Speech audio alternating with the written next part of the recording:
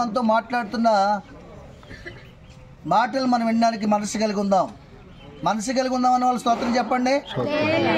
వినడానికి మనసులో అన్న వాళ్ళు స్తోత్రం చెప్పండి. దేవుని స్తోత్రం. మంచిది. ఈ సమయంలో దేవుని యొక్క పరిశుద్ధ గ్రంథం నుండి ప్రసంగి గ్రంథము 7వ అధ్యాయము 1-2 వచనం మనం ధ్యానించుకుందాం. ప్రసంగి గ్రంథం 7వ అధ్యాయము. బైబిల్ ఉన్న ప్రతి ఒక్కరు తీసి మాటలు చదవండి. చదవండి. సుగంధ తైలము కంటే మంచి పేరు ఒకని జన్మదినము కంటే ఒకని మనదినం మేలు. ఏం చెప్తున్నాండి? సుగంధ తైలం కంటే మంచి పేరు మేలట. ఒకని జన్మదినం కంటే ఒకని మరణదినం మేలు. ఏమండి? సుగంధ తైలము. తైలం గురించి మీకు అందరూ తెలుసు కదా. సుగంధ తైలం అంటే అత్తరు, సువాసన వచ్చేది, మంచి వాసన వచ్చేది. ఏమండి? దానికంటే కూడా ఆ మంచి వాసన ఎంతసేపు వస్తుంది? రాసుకున్న వెంటనే వస్తుంది. లేకపోతే 2 గంటలు ఉంటుంది, 3 గంటలు ఉంటుంది. మళ్ళీ ఎండలో ప్రయాణం చేస్తే చెమట ఎక్కితే ఆ వాసన పోయి చెడు వాసన, చెమట వాసన వస్తుంది. అంటే దానివల్ల ప్రయోజనము లేదు. కానీ మనిషి జీవితంలో మంచిగా జీవిస్తే తన బ్రతికిన కాలం అంతా కూడా మంచి సాక్ష్యం పొందుకుని ఉంటాడు. చనిపోయా కూడా అతన్ని ఎవ్వరూ మర్చిపోరు. చప్పలు కూడా దేవుని మహిమపరచు కదా. మంచి వాళ్ళు ఎవరైనా మర్చిపోతారా? గాంధీ గారు మంచి చేశారు ఈ దేశానికి. ఎవరైనా మర్చిపోతున్నారా? ఆయన బర్త్డే 2 చేస్తున్నారు. అంబేద్కర్ మంచి చేశారు ఈ దేశానికి. చేశారు లేదా? ఆయన ఎవరైనా మర్చిపోయి ఉన్నారా? లేదు. నెహ్రూ గారు మంచి చేశారు. ఆయన ఎవరైనా మర్చిపోయారా?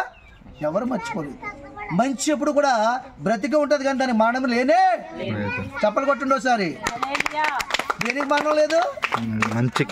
మనిషికి మరణం ఉంది, కానీ మనిషి చేసే మంచి పనికి మాత్రం మరణము లేదు.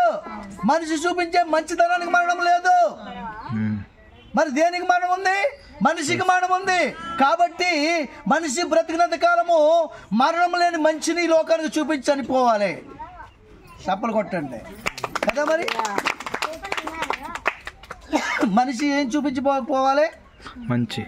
ఇప్పుడు కరుణమ్మ గారు ఒక 50 లక్షలు పెట్టి ఇల్లు కట్టారు. అది విడిచిపెట్టి వెళ్ళిపోయారు. అవునగా చెప్పండి. అది ఎవరికి ఉంటుంది? కొడుకులకు ఉంటుంది. అవునగా చెప్పండి. ఆవిడతో ఏమైనా వెళ్తుందా? కానీ ఆవిడతో వెళ్ళేది ఒకటి ఉంది. చెప్పండి మీరు. ఎస్, ఏం వెళ్తుంది?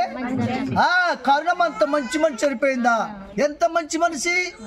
కోడలు ఎంత ప్రేమించింది, కొడుకులను ఎంత ప్రేమించింది, భర్తను ఏ విధంగా దారికి తీసుకొచ్చింది.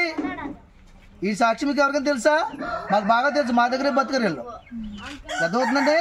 ఇక్కడికి వచ్చిన ఎదురా గుడిసెలో పాడైపోయిన ఇంట్లోకి వచ్చారు. ఇక్కడికి పైన కాగితాలు అట్లా కట్టుకుని చెదపడిపోకుండా, కానీ ఆ ఇంట్లోకి వచ్చారు. అలాంటి పరిస్థితుల్లోకి వచ్చారు ఇక్కడికి. అక్కడే క్రిస్మస్ పర్వతం పెట్టాం. ఆ ఇంట్లోంచి ఎంత ఇల్లు కట్టి దేవుడు ఇక్కడ రప్పించాం. దేవునికి మహిమ. సమస్యలు ఉంటాయి, అప్పులు ఉంటాయి, ఆస్తుంటే అప్పులు ఉంటాయి. దాని గురించి పక్కన పెట్టండి.